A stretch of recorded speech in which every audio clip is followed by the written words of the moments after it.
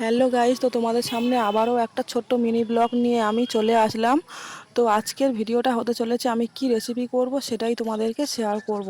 তো এদিকে আমি বরকে বললাম, সকাল সকাল বর বাজার থেকে মাছ নিয়ে চলে আসলো, কাটা পাউস আর মৌটি মাছ। তো যেহেতু পাউস মাছের পিচগুলো অনেক বড় বড় ছিল, তো তার জন্য আমি পিচগুলোকে ছোট ছোট করে নিয়েছি যাতে ভালোভাবে সেদ্ধ হয়ে যায় তার জন্য। তো আমি কেটে নেওয়ার পরে পুকুর থেকে পরিষ্কার করে আমি মাছগুলোকে আমি ধুয়ে এনেছি। এনে আমি কড়াইতে তেল দিয়ে দিয়েছি, দিয়ে মাছগুলোকে দু পিঠে আমি ভালো করে ভেজে নিয়েছি। নেওয়ার পরে যে বাকি মাছগুলো ছিল সেই মাছগুলোকেও আমি ভেজে নিয়েছি। নেওয়ার পরে এদিকে দেখো মৌটি মাছের টক হবে, যেহেতু বর বলছিল যে টক করবে, তো তার জন্য আমি মৌটি মাছগুলোকে আমি ভালো করে ভেজে নিয়েছি।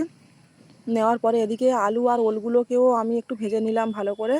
নেওয়ার পরে যেহেতু আমাদের রসুন আর পেঁয়াজ খেতে নেই, তো তার জন্য এখানে জাস্ট শুধু আদা বাটা দিয়েই আমি আলুগুলোকে কষে নিলাম ভালো করে। নিয়ে লবণ গুঁড়ো দিয়ে দিলাম, হলুদ গুঁড়ো আর লঙ্কার গুঁড়ো আমি দিয়ে দিলাম পরিমাণ মতো। দিয়ে কিছুক্ষণ নাড়াচাড়া করার পরে আমি এখানে ওলগুলো যে ওলগুলোকে ভেজে রেখেছিলাম সেই ওলগুলোকে আমি দিয়ে দিলাম। দেওয়ার পরে পরিমাণ মতো আমি জলও ঢেলে দিলাম।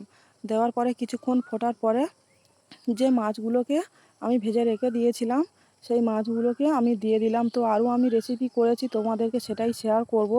তো মানে কিভাবে রান্না করছি সেটাই আর তোমাদেরকে শেয়ার করব না, শেয়ার করলে মানে অনেক ভিডিওটা লং হয়ে যাবে তার জন্য।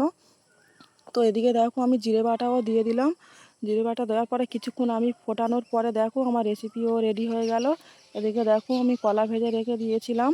তো এদিকে আর মাছের ঝোল, ওল আলু আর মাছের ঝোল হয়েছে। আর এদিকে হয়েছে আমসি দিয়ে আলু আর ভেন্ডি দিয়ে মানে টক হয়েছে আর কি। তো সবটাই তোমাদের